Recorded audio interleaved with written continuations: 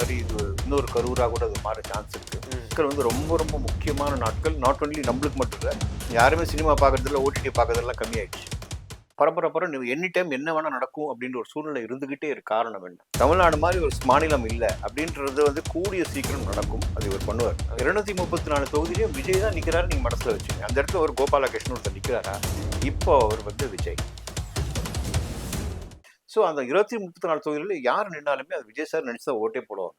நான் ஒரு MLA candidate, எனக்கு வரும்னு நினச்சிட்டு இருக்கேன், எனக்கு வரலன்னா டெஃபினட் டிசப்பாயின்மெண்ட் இருக்கும். பட் இது ஒரு கட்சி. ப்ரெஸ் வந்து ஒரு சில இடத்துல தான் ப்ரெஸ் இருக்குது தவிர, தாவேக்கா அங்கே இருக்கும் அங்கெல்லாம் ப்ரெஸ் இருக்குது. உன் ஓட்டு தளபதிக்கு தான். கண்ணீர் வந்து சாதாரணமாக ஒருத்தருக்கு வரவே வராது. நல்ல மனுஷன் தான் அழுவான். கோபம் உள்ள, நியாயமான கோபம் உள்ள மனுஷன் இது பண்ணணும் அப்படின்னு நினைக்கிற ஒரு மனுஷன் தான் அழுவான். நான் இது எங்கே பார்த்தேன்னா, ஜெயலலிதா மாட்ட பார்த்துருக்கேன். நேச்சுரல் அதோட பிரதிபலிப்பு நீங்கள் பார்ப்பீங்க 23rd அன்னைக்கு.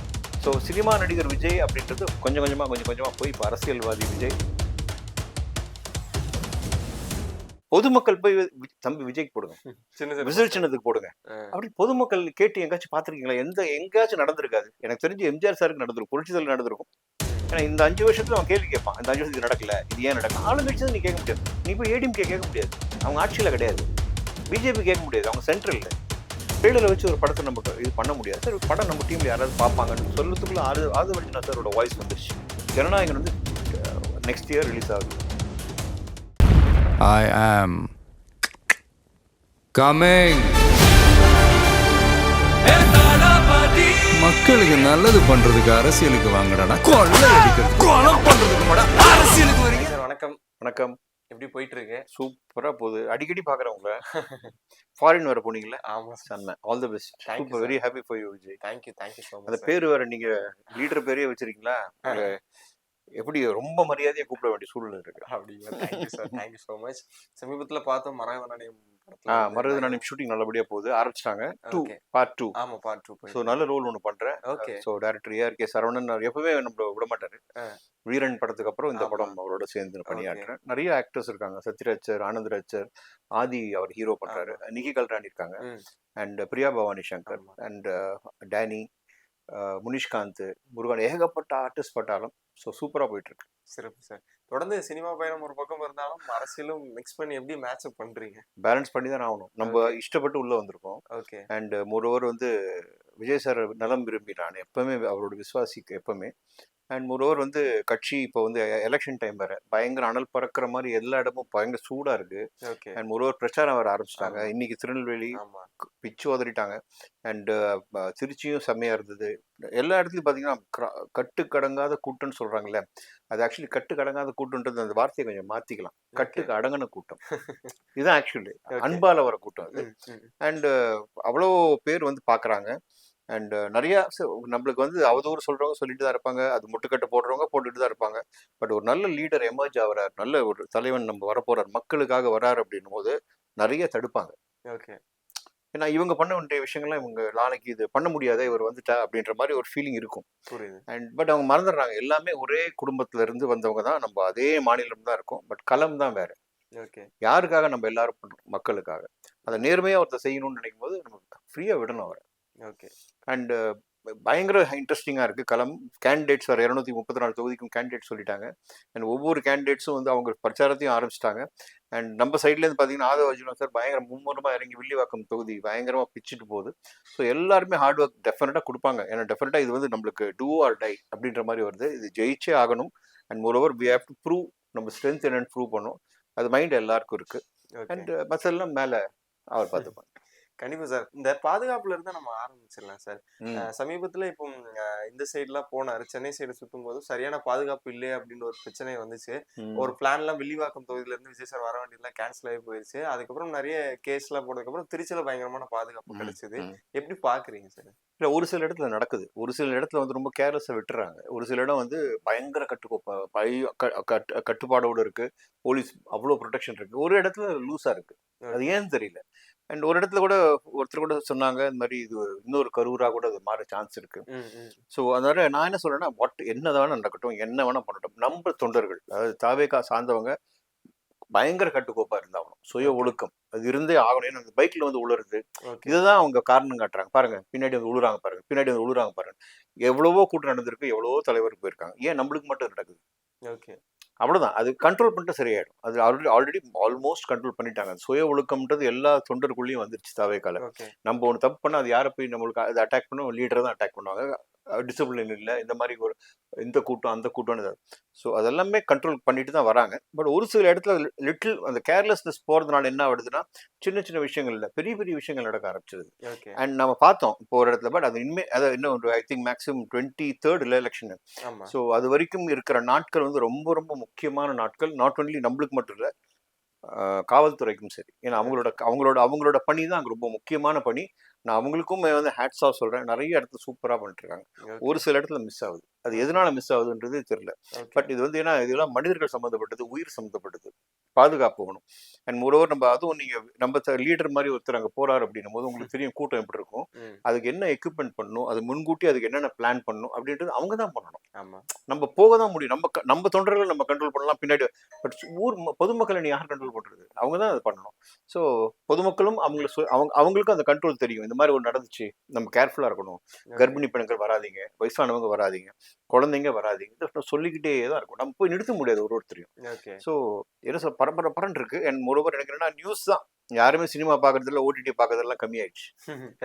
எல்லாருமே நியூஸ் தான். ஆமா. பக்கா நியூஸ். ஐபிஎல் வேற நடக்குது, ஆமா. அது கூட பெருசா தெரியல. அவ்வளோ பவர். என்ன பண்றது?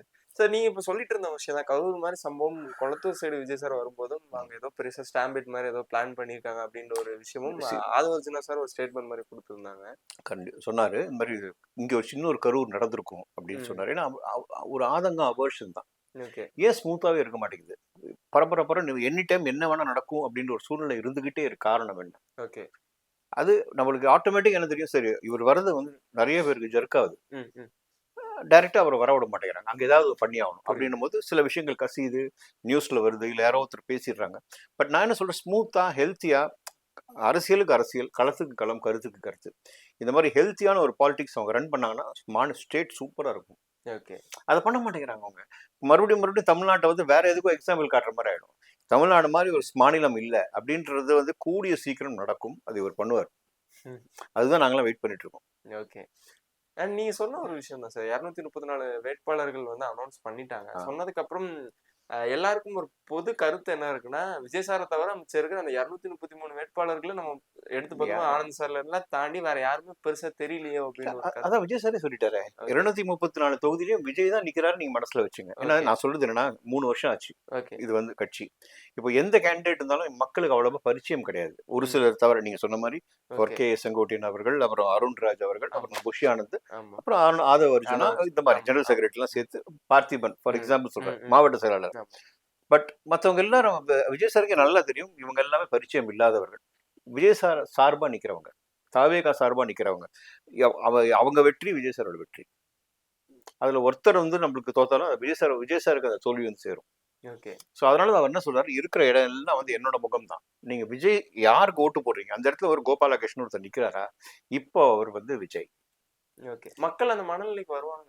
ஏன் வருவாங்கன்னு சொல்றேன், இதுக்கப்புறம் வரப்போற அடுத்த 3 வருஷம் ஒரு 5 வருஷம் வாட் எவர் இட் இஸ், இந்த எம்எல்ஏஸ் வந்து பக்கா, அதாவது கம்ப்ளீட் பொலிட்டிஷியனா மாறுவாங்க. கல்ச்சர்ட் பொலிட்டிஷியனா வரும்போது அவங்களுக்கு ஒரு தனித்தன்மை வரும். அப்ப அவங்களுக்கு தனித்தன்மை வரும்போது அவங்களுக்குன்னு ஒரு ஓட் பேங்க் வரும். அது யார், அது எல்லாமே விஜய் சார்னால தான். தனியா ஒருத்தரால பண்ண முடியாது. விஜய்ன்ற ஒரு பேரு, விஜய்ன்ற ஒரு மனிதர் பின்னாடி இருக்கிறதுனால தான் மக்கள் அவர் அந்த கேண்டிடேட்டை நோக்கி போறாங்க. இல்லைன்னா போறதும் கிடையாது. ஸோ அந்த எல்லாமே வந்து விஜய் சார் சார்ந்தா இருக்கும். பட் நான் என்ன சொல்றேன்னா, எம்எல்ஏஸ் வந்து இந்த ஒரு 5 வருஷத்துல எப்பவுமே வந்து லீடர்னு அவருக்காக வேலை செய்யலாம், அவருக்காக உழைக்கலாம், அவருக்கு நலம் விரும்பி அவர் நல்லா இருக்கணும், அவர் ஜெயிக்கணும். நீங்க வந்து நல்லது பண்ணணும்.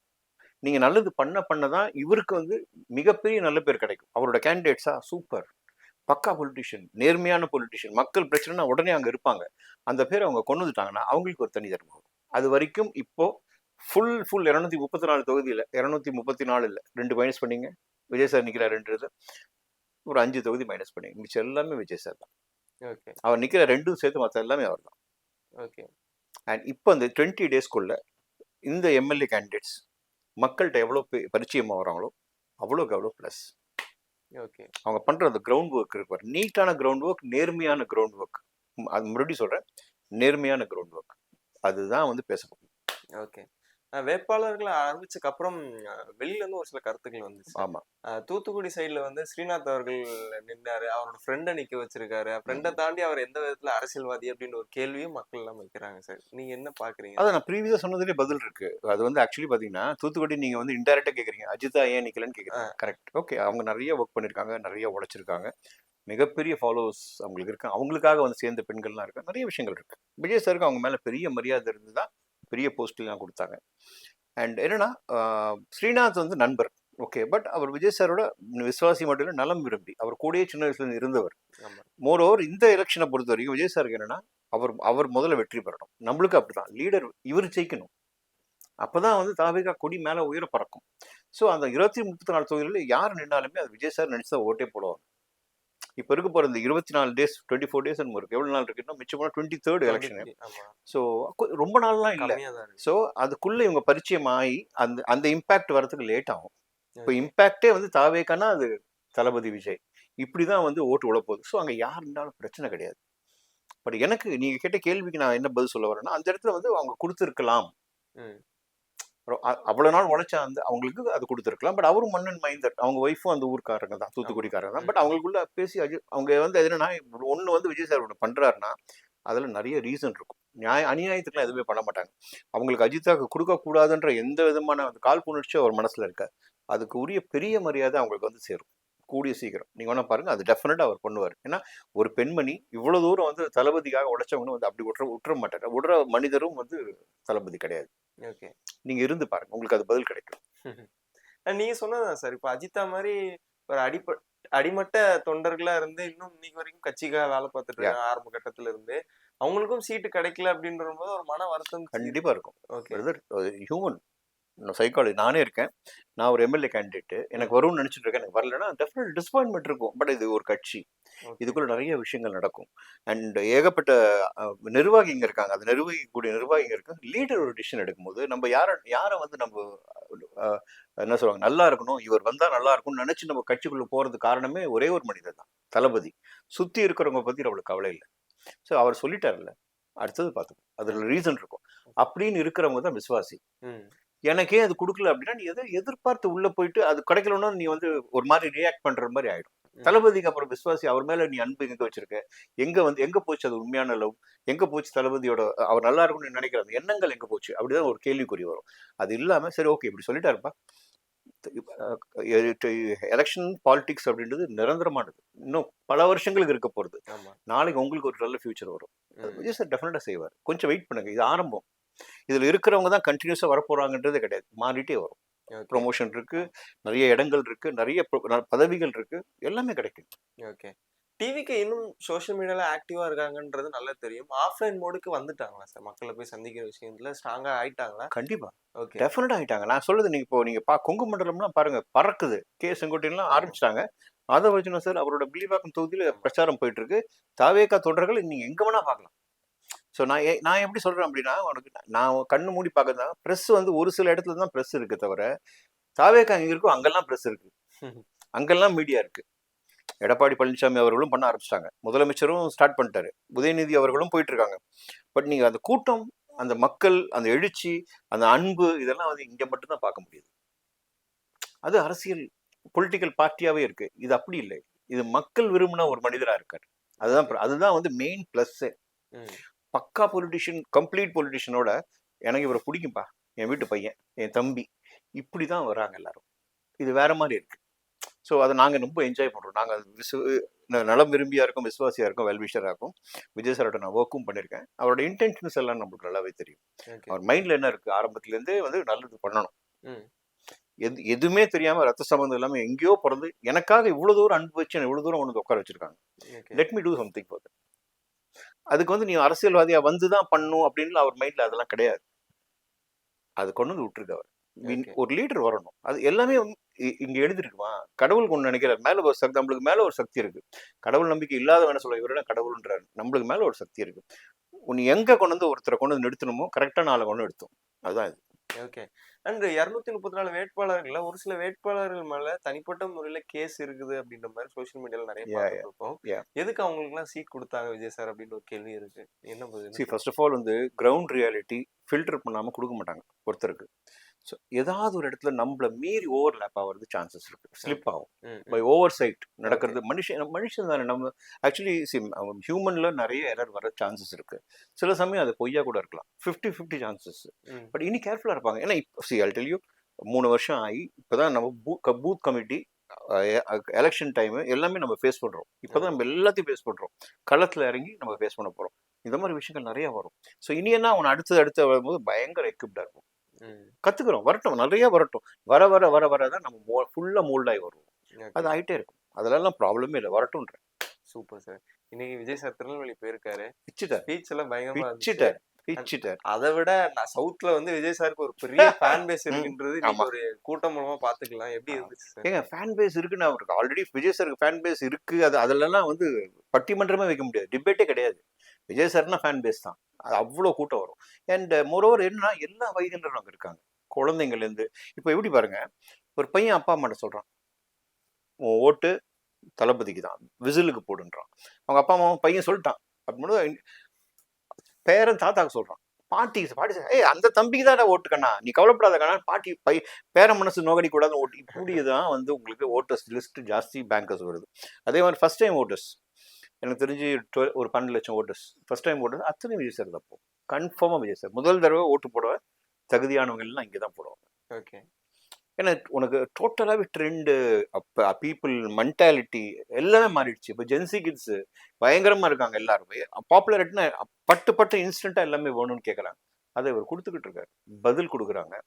எத்தனை அடி அடிச்சாங்க, எவ்வளோ பெரிய அடி. பீரங்கி தான், பீரங்கி வச்சு அடிச்சா எப்படி இருக்கணும், இந்த ரேஞ்சில் அடிச்சிங்கன்னா உனக்கு பொத்துட்டு போயிடும்.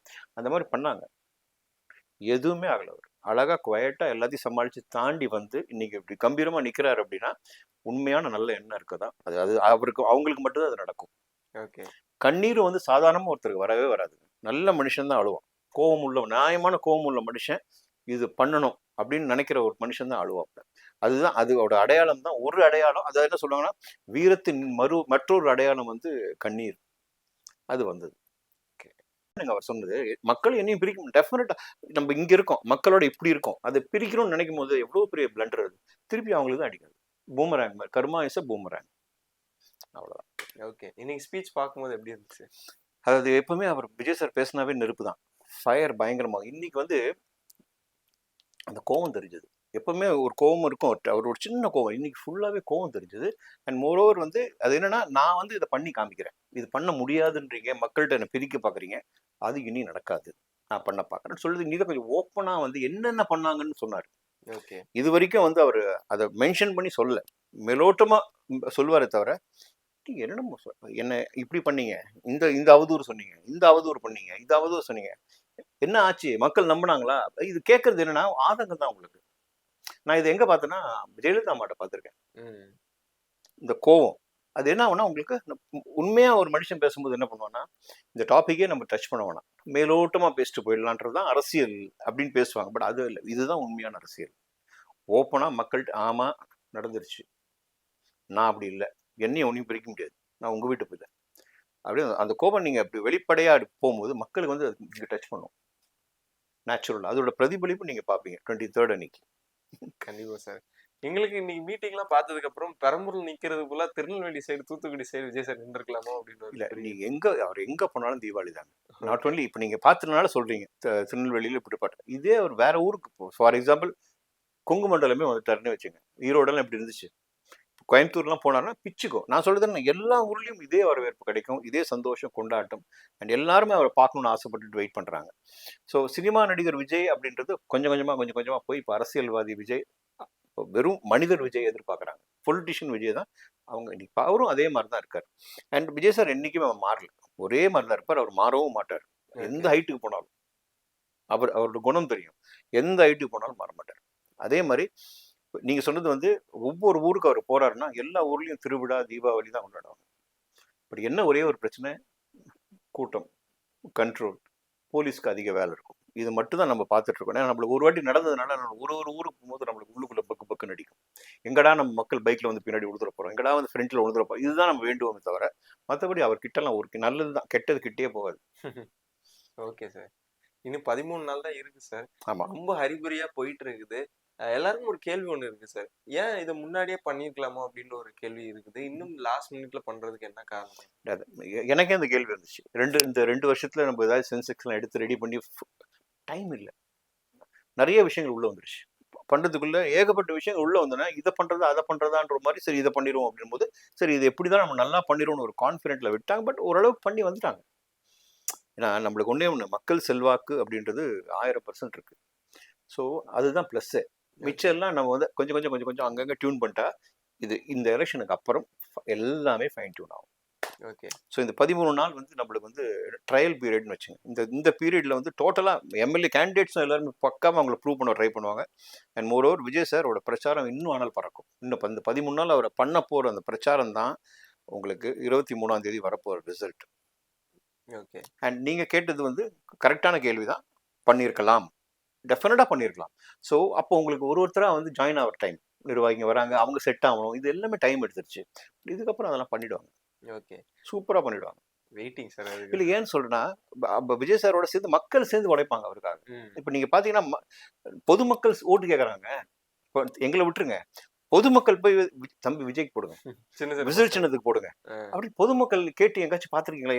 எங்கேயாச்சும் நடந்திருக்காது. எனக்கு தெரிஞ்சு எம்ஜிஆர் சாருக்கு நடந்திருக்கும், புரட்சிதல் நடந்திருக்கும்.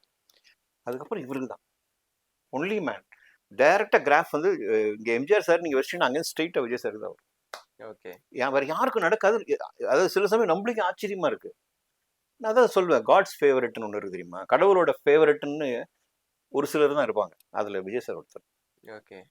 அண்ட் இன்னைக்கு ஸ்பீச்ல பார்க்கும்போது டைரக்டா திமுக அவர்களையும் வழக்கம் போல பேசுதும், பிஜேபி அவர்களையும் பேசுறாரு. ஜனநாயகன் படம் ஆமாங்க. நீங்க வந்து அவங்க என்ன கேள்வி கேட்கறாங்க, நீங்க பிஜேபி பத்தி ஒண்ணுமே சொல்றது இல்லை, நீங்க பி டீமான்னு கேட்கறாங்க. டிஎம்கே தான் என்னோட எதிரின்னு சொல்லிட்டு பிஜேபியும் எதிரி, ஏன் அதை மட்டும் சாஃப்டா சொல்றாரு? அட லூஸ். நான் எப்பவுமே ரொம்ப டீசெண்டாக இன்டர்வியூ கொடுப்பேன். அப்படி இல்லை அவருக்கு. இப்போ ஸ்ட்ரெயிட் அவரே ஓப்பனாக சொல்லிட்டாரு, இருமுனை போட்டின்னு சொல்லிட்டாரு. இருமுனை போட்டினா யாரு? இப்போ நார்மலாக வந்து டிவிக்கே விட்டுருங்க, டிவிக்கு இந்த இடத்துல வேற XYZ, அவன் டைரக்டா அட்டாக் பண்றது ஆளுங்கட்சி தான் பண்ணுவான். ஏன்னா இந்த 5 வருஷத்துல அவன் கேள்வி கேட்பான், இந்த 5 வருஷத்துக்கு நடக்கல, இது ஏன் நடக்கல? ஆளுங்கட்சி தான் நீ கேட்க முடியும். நீ போய் ஏடிஎம்கே கேட்க முடியாது, அவங்க ஆட்சியில கிடையாது. பிஜேபி கேட்க முடியாது, அவங்க சென்ட்ரல்ல. அடுத்ததுதான் ஒரு பிஜேபி. அதனால இப்ப நீ கேட்டாரு, கரெக்டா தானே பண்ணிட்டு இருக்காரு. இல்ல அது குறை சொல்றோம் சொல்லிட்டு தாங்க இருப்பான். ஒரு கல்யாண வீட்டுல போனா நல்ல சாப்பாடே இருக்கும், உப்பு இல்ல, சாம்பார்ல வந்து எண்ணெய் ஜாஸ்தியா இருக்கு, பொரியல்ல வந்து நல்லா இல்ல, சப்புன்னு சொல்லிட்டு போ. சாப்பிட்டல்ல, கிளம்பு, அவ்வளவுதான் மேட்டர்.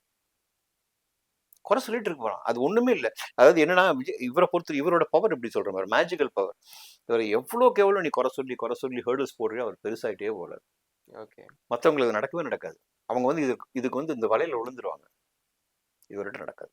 பாவம் எதிர்த்தாப்புல இருக்கவங்க தான் வந்து. சார் அப்புறம் இப்போ சமீபத்துல ஒரு படத்தோட ட்ரெய்லர் ரிலீஸ் ஆச்சு, நட்டி சாரோட படம். கிட்டத்தட்ட அது விஜய் சாரோட ரெஃபரன்ஸ் தான் அப்படின்ற மாதிரி. TN2026. ஓகே. நீங்க சினிமாலையும் டிராவல் பண்றீங்க, உங்களுக்கும் நிறைய அனுபவங்கள் இருக்குது. ட்ரெய்லர் பார்க்கும்போது டைரக்டா விஜய் சார் அட்டாக் பண்ற மாதிரி இருக்கு அப்படின்னு. இல்லை, நான் அட்டாக்லாம் தோணல, அட்டாக் பண்ற மாதிரி தோணல. என்னன்னா வந்து ட்ரெஸ் கோட் அப்படியே இருக்கு. அதே மாதிரி நட்டி சார் நல்ல நண்பர், அவர் சீனியர் மோஸ்ட் கேமராமேன். நான் அவரோட 3 படம் நடிச்சிருக்கேன். தம்பி ராமையனும் எனக்கு ஃபேமிலி, எனக்கு அண்ணன் கூட பிறவா. உமாபதி எனக்கு பையன் மாதிரி அண்ணன். ஸோ நான் பார்த்தோன்னே சரி ட்ரெய்லர் பார்த்து, சரி நம்ம ட்ரெய்லரை வச்சு ஒரு படத்தை நம்ம இது பண்ண முடியாது, சரி படம் நம்ம டீம்ல யாராவது பார்ப்பாங்கன்னு சொல்லத்துக்குள்ள ஆதவர்ஜுனா சாரோட வாய்ஸ் வந்துருச்சு. நான் இது கன்சர்ன் பர்சனுக்கு இது அனுப்பிச்சு வச்சிட்டேன். அண்ட் மோரோவர் பார்த்தீங்கன்னா அது லாஸ்ட் அது கேட்டால் அவங்க சொன்னால் அது படத்தில் ஒரே ஒரு சின்ன பகுதி தான் வருது. அண்ட் அவர் ஆக்சுவலி நான் என்ன சொன்னேன், நம்ம சார்பாக யாராவது படத்தை பார்த்துட்டு அப்ரூவ் பண்ணிட்டா பெட்டராக இருக்கும். எலெக்ஷன் டைம் வேற, அது எலெக்ஷன் இல்லைன்னா பிரச்சனையே கிடையாது. ஏன்னா ஜனநாயகனுக்கு வந்து அவ்வளோ பெரிய பிரச்சனை கொடுத்தாங்க. அந்த படம் அந்த மாதிரி இன்னொரு படம் வருது அப்படிங்கும்போது அதை நீங்க எதுவுமே சொல்லல அப்படின்னா அது கேள்வி கேட்க தான் செய்வாங்க. ஆனா அது என்னன்னா, விஜய் சார் வந்து ஆல்ரெடி நட்டி சார் 3 படம் ஒர்க் பண்ணிருக்காரு, ரொம்ப க்ளோஸ். தம்பி ராமையனும் ரொம்ப க்ளோஸ். அது பேசி அதெல்லாம் சார்ட் அவுட் பண்ணிடுவாங்க. அதுல ஏதாவது பாதிக்கிற மாதிரி இருந்தா கூட எலெக்ஷனுக்கு அப்புறம் ரிலீஸ் பண்ணுவாங்க. அப்படி இல்லை, எதுவுமே இல்லை, கிளியர்னா உங்க எலெக்ஷன் முன்னாடி வந்துடும். அவ்வளவுதான், சிம்பிள். தவிர எல்லாம் ஒரே குடும்பம், கலை குடும்பம். பட் அவங்களுக்கு என்னன்னா, இது ஒரு இன்ஸ்பிரேஷனா எடுத்து நல்லபடியா விஜய் சார் நல்ல அந்த படம் பாக்குறவங்க கை தட்டி விசில் அடிச்சு ஆனா எங்களுக்கு சந்தோஷம் தான். நாங்களும் அதுதான் பண்ணுவோம். கண்டிப்பா சார். அதுல ஏதாவது அவரை இது பண்ற மாதிரி இருந்தா நாங்களே வந்து சொல்லுவோம், வேணாம் பண்ணாதீங்க, தயவு செஞ்சு, நல்லா இருக்கா, தப்பு அது. கண்டிப்பா சார். ஜனநாயகன் படத்தை தான் வெயிட் பண்ணிட்டு இருக்கோம் இன்னைக்கும். ஜனநாயகம் பத்தி கவலையே படாதீங்க. உண்மையான ஜனநாயகன் வந்து நிக்க போறாரு. அப்புறம் என்ன? அது வரும். அது வந்து எப்படின்னா, எப்போ வந்தாலும் கொண்டாட்டம் விஜய். Sorry, Okay. லீடர் பேரை வேற. எனக்கு நீங்க வேற அந்த பேரையே வச்சீங்க. இல்ல சாரி, உங்க அப்பா அம்மா கோச்சிக்க போறாங்க. இல்ல பரவாயில்ல. விஜய்னா வெற்றிங்க. அவ்வளவுதான். அந்த பேர் வைக்கிறது தப்பே இல்ல. வைக்கலாம். ஸோ நீங்க வந்து ஜனநாயகன் வந்து நெக்ஸ்ட் இயர் ரிலீஸ் ஆகுது. அப்பவும் கலெக்ஷன், அப்பவும் ஜாக்பாட், அப்பவும் மக்கள் செலிப்ரேட் பண்ணுவாங்க. அப்போ வந்து எலெக்ஷன்லாம் முடிஞ்சு ஒரு முழு நேர அரசியல்வாதியா இப்பவே ஆயிட்டாரு, இல்லைன்னு சொல்ல. களத்துல இறங்கிட்டு எலெக்ஷனுக்கு அப்புறம் இருக்கிற விஜய் சாரும் உட்காந்து நம்ம அந்த படத்தை ஜாலியா பார்க்கலாம். 100%. கண்டிப்பா நீ சார். கவலைப்படாது. ஜனநாயகன் எப்போ ரிலீஸ் ஆனாலும் அது உண்மையான ஜனநாயக நியாயத்தோட வந்து ரிலீஸ் ஆகும். அது ஹோல்ட் பண்ணி வச்சீங்கன்னா, அது அவங்க என்ன பண்ணிட்டாங்க, அதை ஹோல்ட் பண்ணா இப்போ அந்த படம் ரொம்ப பெருசாயிடுச்சு. இப்போ நீங்க உலகத்துல எந்த படம் வேணா ரிலீஸ் பண்ணுங்க, ஜனநாயகன் மட்டும் கூட ரிலீஸ் பண்ணீங்கன்னா மற்ற படங்கள் காலி. அதுதான் அவங்க பண்ண தப்பு. ஜனநாயகன் நார்மலாக விட்டு நார்மலாக அது ஓடி இருக்கும். கலெக்ஷன் வந்திருக்கும். அதெல்லாம் வந்து இப்போ வரப்போகிறது மிகப்பெரிய கலெக்ஷன். ப்ரொடியூசருக்கு மிகப்பெரிய ஜாக்பாட். அதில் நடித்தவங்க எல்லாருக்கும் மிகப்பெரிய பேர் வரும். ஏன்னா எல்லாருமே சரித்திரத்தில் இருப்பாங்க. இந்த படம் வந்து எலெக்ஷன் 2026னாவே ஜனநாயகம் வந்து சரித்திரத்தில் இருக்கும். அது பண்ணிட்டாங்கல்ல. ஆமா. வரட்டும், ஜாலியாக என்ஜாய் பண்ணுவோம். கண்டிப்பா சார். தொடர்ந்து சார். இன்னும் குறுகிய நாட்கள் தான் இருக்குது ஆமாம். எலெக்ஷனுக்கு. நிறைய ரிசல்ட்ஸ்க்காக வெயிட் பண்ணிட்டு இருக்கோம். Thank you sir. Thank you so much.